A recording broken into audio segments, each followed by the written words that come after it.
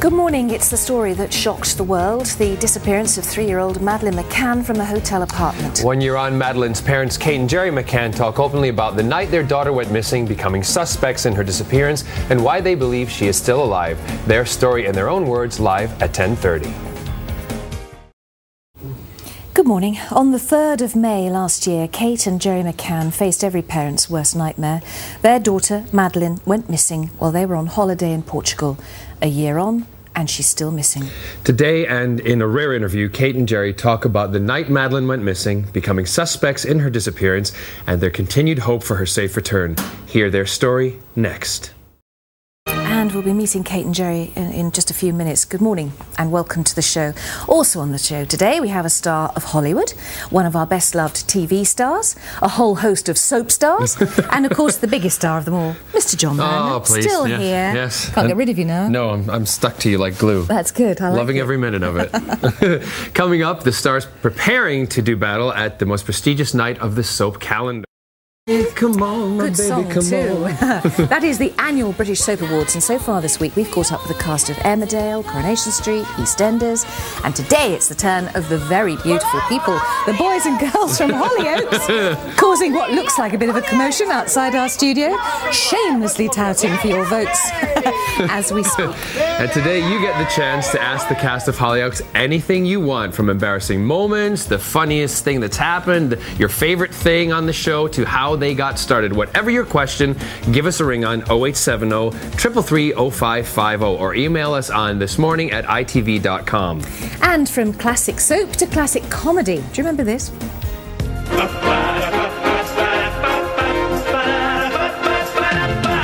we're feeling kind of tedious, if life is seriously mediocre, here's how to get that adrenaline flowing. Just step aboard a going. We're living the high life. Oh! Wonderful. Oh! That got me through many a hard day when I was filming sure. Torchwood. The Wonderful High Life. Today we are joined by the campus member of the crew, flight attendant Sebastian Flight. Good morning, Alan. How are you, Alan Cumming? I'm good, how are you? Oh, I travel Oh, with my own flight crew still, you see. do you travel everywhere with them? Always. See, that's what I like about you. Always prepared. That's right.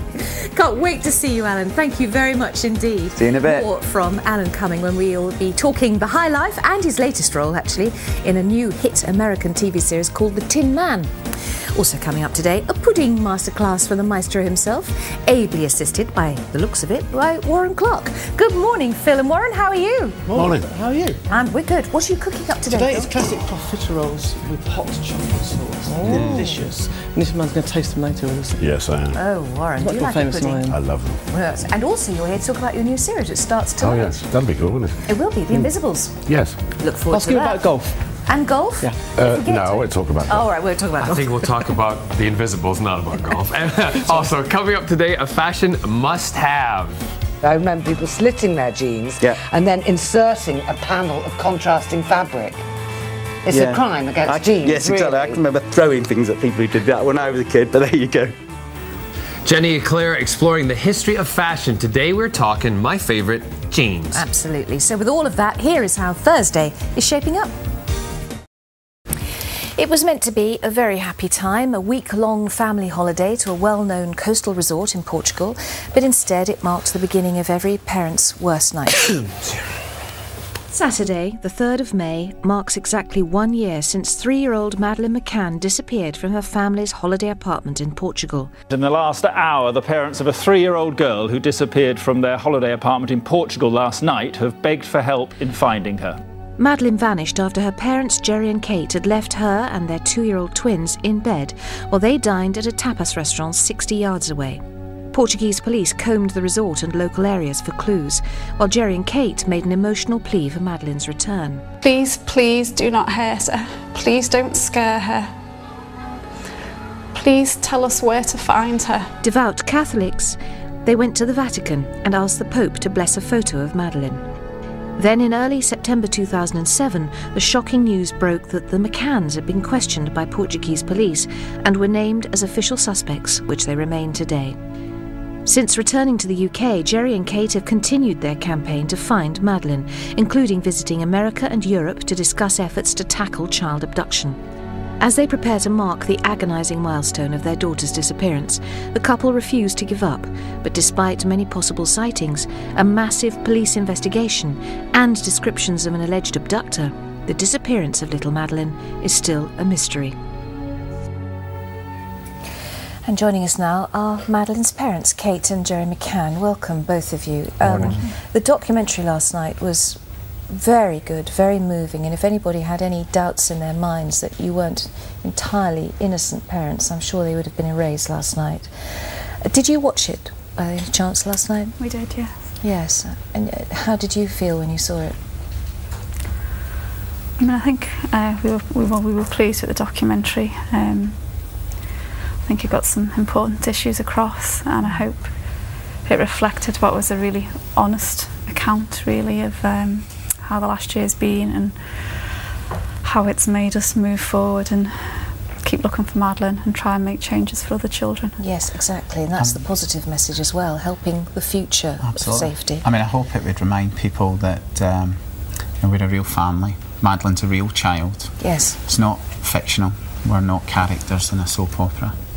And the key message, and I think this is a platform, documentary told this story and where we're at now, and we're here really to appeal for fresh information or any information. Well, this is a very big day for you because this is the big launch before the first anniversary, but it was interesting in the documentary last night, Gerry, you said, you know, seeing Madeleine's face and seeing the moving pictures of her stops her being a brand. That's because right. In a way her face is a brand now, and we talk about Madeleine McCann, see her pictures and forget there's a little girl behind there, and you have to keep refreshing your minds, I suppose, to know that she is still very much alive in your thoughts.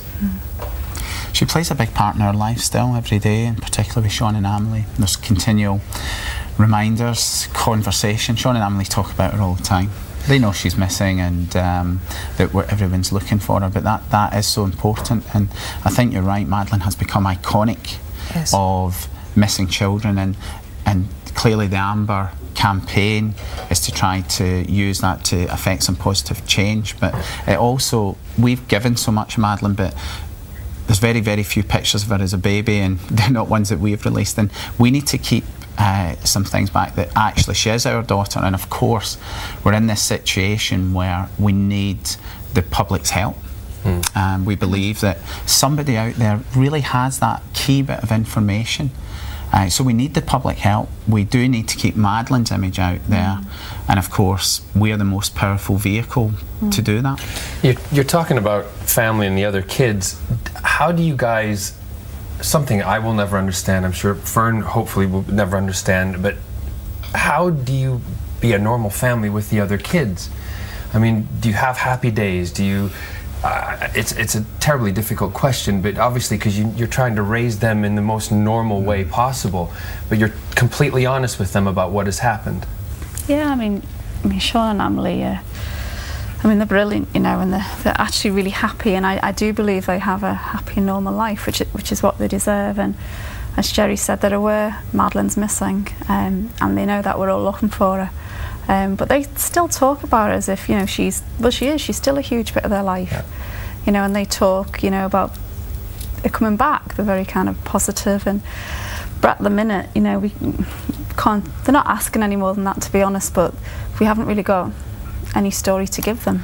It's been incredibly difficult. I think one of the things that I read this week was Emma, the director of the documentary, wrote that the twins were obscenely happy, and of course they bring us tremendous joy, really real joy, and initially we get more of that now, you know, while we're still diverting a lot of attention, our primary goal to find Madeleine. But in the first days and weeks, it must have been so difficult because, you know, the thing you say and ask yourself is, how can I enjoy myself while Madeleine's still missing? We don't know what she's going through. You're saying to yourself, how can I get a shower? How can I sit here and eat breakfast, you know, when Madeleine's missing? You have to. And then to say, how can I enjoy myself? I mean, you know, obviously it's a bit different now till it was right at the beginning. At the beginning, you're hardly functioning, to be honest, whereas obviously now we are.